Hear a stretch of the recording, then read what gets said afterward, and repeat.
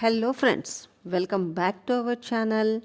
సినీ TV రంగాల్లో వెలిగిపోవాలనే ఆశ ఎందరిలోనో ఉంటుంది.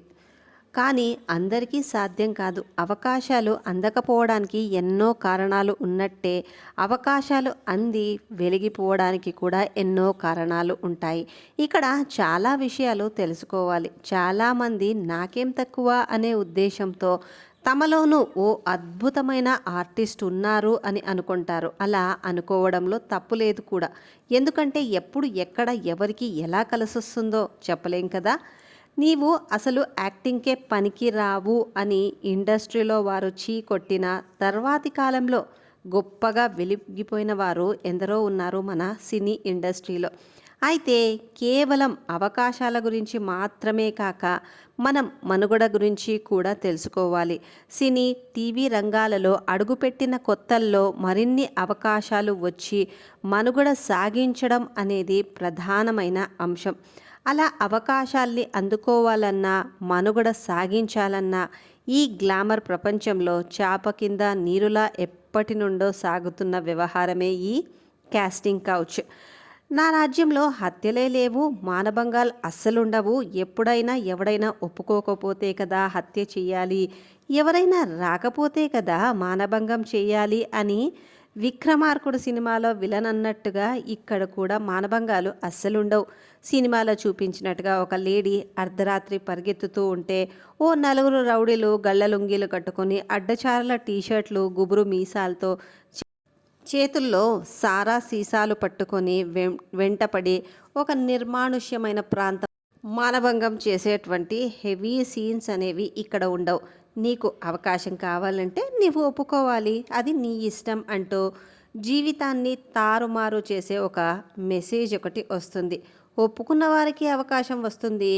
ఆ అవకాశంతో అందలం ఎక్కలేకపోతే మనుగడ కోసం మరెన్నిసార్లు అందుకు ఒప్పుకోవాల్సి వస్తుంది. అందుకే కాస్టింగ్ కౌచ్ గురించి దుమారం చెలరేగి సెలబ్రిటీలు అంతా వారి వారి అభిప్రాయాన్ని వెల్లడించారు. ఒక్కరు కూడా ఈ కాస్టింగ్ కౌచ్ ఒక అన్యాయమైన ప్రక్రియ, దీనిని వెంటనే స్పందించి తగు చర్యలు తీసుకోవాలి, నేరస్తులను శిక్షించాలని ఎవరు కూడా అనలేదు. ఎందుకంటే ఇందాక చెప్పుకున్నట్టు అవకాశం కోసం వచ్చిన వాళ్ళు ఒప్పుకుంటేనే ఆ ప్రక్రియ జరిగిపోతూ ఉంటుంది. కానీ ఇక్కడ మళ్ళీ ఒక సమస్య ఉంది. కొందరు మహానుభావులు ఉంటారు, కకృతిపడి అవకాశం కోసం వచ్చిన అమ్మాయిలను వాడుకొని అవకాశం ఇవ్వకపోతే వాళ్ళు రోడ్డెక్కి బోరమంటూ ఉంటారు. అయితే వాడుకున్నవారు పెద్ద స్థాయిలో ఉంటే సాక్ష్యాధారాలు లేకపోతే బాధితులది అరణ్య రోదనే అవుతుంది. అయితే ఇదివరకు కాస్టింగ్ కౌచ్ అనేది కేవలం సినీ ఫీల్డ్లో మాత్రమే ఉండేది అనే అపోహ ఉండేది. అంతేకాక పెద్ద దర్శకులు ఎవరైనా అవకాశాలు ఇస్తామని చెప్పి శారీరకంగా వారిని వాడుకొని ఆ తరువాత హ్యాండ్ ఇస్తే ఎవరూ ధైర్యంగా కెమెరా ముందుకొచ్చి తమకు జరిగిన అన్యాయం గురించి మాట్లాడేవారే కాదు. మీటూ పుణ్యమా అనే అన్యాయం చేసింది ఎంత పెద్దవారైనా సరే ధైర్యంగా వారి పేరు చెప్పేస్తున్నారు ఇప్పుడు బాధిత స్త్రీలు. అయినా వారికి న్యాయం జరిగేలా చూస్తామని మాత్రం ఎవ్వరూ భరోసా ఇవ్వట్లేదు. అయితే ఈ కాస్టింగ్ కౌచ్ గురించి ఊహాగానాలు వినిపిస్తూనే ఉంటాయి. కొందరు సినీ టీవీ ఆర్టిస్టులు స్వయంగా వెల్లడించిన నిజాలను తెలియజేయడమే మా ఈ వీడియో యొక్క ఉద్దేశం. దీనిని అపార్థం చేసుకోవద్దు. హిందీ బిగ్ బాస్ సీజన్ 11 విన్నర్గా నిలిచిన శిల్పా షిండే చెప్పిన దాని ప్రకారము సినీ టీవీ రంగాల్లో మానభంగాలు జరగవు.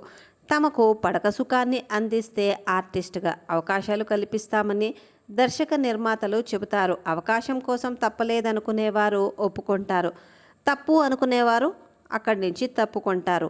ఎవరిని బలవంతం పెట్టరు. అందుకే అన్నీ రహస్యంగా జరిగిపోతాయి. అయితే కారణాలు ఏమైనప్పటికీ 46 ఏళ్ల వయసులో ఉన్న శిల్పా షిండే టీవీ సీరియల్స్లో నటిస్తూ అలా అవివాహితగానే ఉండిపోయారు. ఇక పోవే పోరా, జబర్దస్త్, డి మొదలైన ప్రోగ్రామ్స్తో పాటు ఈటీవీ వారి అనేక ఈవెంట్స్లో కనిపించి ప్రేక్షకుల మెప్పు పొందిన విష్ణుప్రియ కొంతకాలంగా టీవీ షోలకు దూరమయ్యారు. సినిమాల్లో చిన్న చిన్న పాత్రలను పోషించుకుంటూ వీలైనప్పుడల్లా మ్యూజిక్ ఆల్బమ్స్ చేస్తున్నారు. ఆ మధ్యకాలంలో ఇందుకు కారణాలు కూడా బహిరంగంగానే చెప్పారు. ఒక పెద్ద దర్శకుడు తనకి పడక సుఖాన్ని అందిస్తే మంచి అవకాశాలు ఇస్తానని చెప్పి తనని వాడుకొని వదిలేశాడని ఆమె చెప్పుకొచ్చారు. సీనియర్ యాంకర్గా, సినీ నటిగానే కాక నటనారంగంలో సైతం అనుభవం గల ఝాన్సీ గురించి ప్రత్యేకంగా చెప్పాల్సిన అవసరం లేదు. లైంగిక సమస్యలని ఎదుర్కోవలసి రావడం వల్లే తను టీవీ రంగానికి దూరమయ్యానని స్వయంగానే ఆమె చెప్పారు. ఆడియో లాంచ్ ఈవెంట్స్లో సైతం ఆర్గనైజర్స్కి అనువుగానే నడుచుకుంటేనే అవకాశాలు వస్తాయని, తాను అలా చెయ్యలేకపోవడం వల్లే ఫేడౌట్ అయ్యానని ఝాన్సీ అభిప్రాయపడ్డారు. యాంకర్ ఉదయ్ భానుకి తెలుగు టీవీ తెరపై ఎంత పేరుందో అందరికీ తెలిసిందే. జీ తెలుగులో టెలికాస్ట్ అయిన గోల్డ్ క్రష్ నీ ఇల్లు బంగారం కాను ప్రోగ్రాం ఛానల్కి ఎంత పేరు తీసుకొచ్చిందో ఉదయ్ భానుకి కూడా అంతే పేరు తెచ్చింది. అయితే పెళ్ళై 2 కవలలకు జన్మనిచ్చిన తర్వాత ఆమె వృత్తి జీవితం కన్నా వ్యక్తిగత జీవితానికి ఎక్కువ ప్రాధాన్యత ఇస్తున్నట్టు కనిపిస్తోంది. అయితే సింగర్స్, ఆర్టిస్టులలో విదేశాలలో నిర్వహించే ఈవెంట్స్ విషయంలోనూ ఈ కాస్టింగ్ కౌచ్ ప్రధాన పాత్ర పోషిస్తోంది. ఈవెంట్స్ నిర్వాహకులు విదేశాలకు తీసుకువెళ్లే వారి లిస్ట్ తయారు చేస్తారు. అందులో స్త్రీలకు ఫోన్ చేసి మాకు కమిట్మెంట్ ఇస్తే విదేశాలలో తాము నిర్వహించబోయే ఈవెంట్స్కి తీసుకెళ్తామని డైరెక్ట్గానే ఫోన్ చేసి చెప్తారు. ఒప్పుకుంటే సరే, లేదంటే వారికి అవకాశం ఉండదు. ఈ అంశాన్ని తెరపైకి తీసుకువచ్చి సంచలనాన్ని రేకెత్తించింది శ్రీరెడ్డి అని చెప్పుకోవచ్చు. అలాగే Shweta Reddy, Gayathri Bigg Boss show నుండి పిలుపు వచ్చినప్పటికీ కమిట్మెంట్ అడగటంతో వారి మెసేజ్లు, కాల్ రికార్డ్స్తో పోలీస్ కంప్లైంట్ ఇచ్చినా అది అతీగతి లేని సంగతిగానే మారిందనే చెప్పుకోవచ్చు. అయితే ముందు కమిట్మెంట్ ఒప్పుకొని తర్వాత గనక మనసు మార్చుకుంటే బిగ్ బాస్ నుండి మధ్యలోనే ఎలిమినేట్ చేసి పంపించేస్తారనే వాదన కూడా ఉంది ఇక్కడ. టీవీ రంగంలో కాస్టింగ్ కౌచ్ విషయమే బిగ్ బాస్ కంటెస్టెంట్ దివి ఒకసారి మాట్లాడుతూ తనకు అలాంటి సమస్య ఎదురు కాలేదని అంటూనే పరోక్షంగా సమస్య అయితే ఉందని ఒప్పుకున్నారు. హిందీ టీవీ తారలు కొందరు కెమెరా ముందుకు వచ్చి టీవీ రంగంలో ఉన్న కాస్టింగ్ కౌచ్ ధైర్యంగానే చెప్పారు. ఇక ఆ మధ్యకాలంలో చంద్రకళ, కృష్ణ అనే దంపతులు ఆర్టిస్టులను, సింగర్స్ను పోగు చేసి విదేశాలకు తీసుకువెళ్ళి అక్కడ ఈవెంట్స్ ముసుగులో వారితో వ్యభిచారం చేయిస్తుంటే అక్కడి పోలీసులు వారిని అరెస్ట్ చేసిన విషయం కూడా మనందరికీ తెలిసిందే. ఈ విషయంపై శ్రీరెడ్డి స్పందించి ఆ ఈవెంట్లలో పెద్ద పెద్ద ఆర్టిస్టులు అలాగే సింగర్స్ కూడా ఉన్నారని బహిరంగంగానే ఆమె అన్నారు. అలాగే సింగర్ కార్తిక్ సింగర్స్ పైన లైంగిక దాడికి పాల్పడ్డాడని, తన మాట వినని వారిని అర్ధాంతరంగా బయటికి పంపించి వేసేవాడని ఒక కంటెస్టెంట్ ఆరోపించడం అప్పట్లో చాలా సంచలనం రేపింది. ఈ కాస్టింగ్ కౌచ్ అనేది ఎక్కడ చూసినా విస్తరించింది. ఒక్క సినీ ఫీల్డ్లోనే కాదు, సీరియల్స్లో అవకాశాల కోసం వెళ్ళే వారిని సైతం ఈ సమస్య వెంటాడుతూనే ఉంది. ఆడిషన్స్ సమయంలోనే ఎవరికి అవకాశం దొరికితే వారు అసభ్యంగా ప్రవర్తిస్తారనే టాక్ కూడా ఉంది. అంతేకాక కార్తీక దీపం సీరియల్లో పని మనిషి పాత్రగా చేసిన ప్రియమణి ఆ పాత్రలో నటించే ఆర్టిస్ట్ కమిట్మెంట్ ఒప్పుకోకపోవడం వల్లే ఆమెను మార్చారని అప్పట్లో టాక్ అయితే వచ్చింది. అయితే ఈ కాస్టింగ్ కౌచ్ సమస్య అని భావించాలా లేదా అనే విషయానికి వస్తే ఎంత రహస్యంగా ఉన్నప్పటికీ సమస్యే కదా.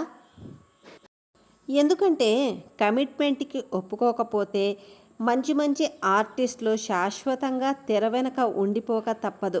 మరి దీన్ని సమస్యగా భావించి పరిష్కరించే బాధ్యతను సినీ ఇండస్ట్రీలోని విఘ్నత కలిగిన పెద్దలే దీనిని భుజస్కంధాలపై మోసుకొని నెరవేర్చి తీరాలేమో ఆ సమస్యకు ఒక పరిష్కారాన్ని.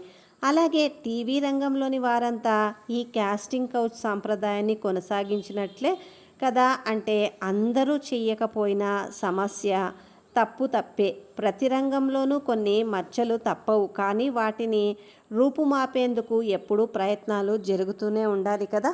సో ఫ్రెండ్స్, మీరేమనుకుంటున్నారు ఈ క్యాస్టింగ్ కౌచ్ గురించి? ఇది సమస్యనా కాదా? ఎవరి లైఫ్ వాళ్ళ ఇష్టమని అనుకుంటున్నారా? మీ అభిప్రాయాన్ని కింద కమెంట్ చేయండి.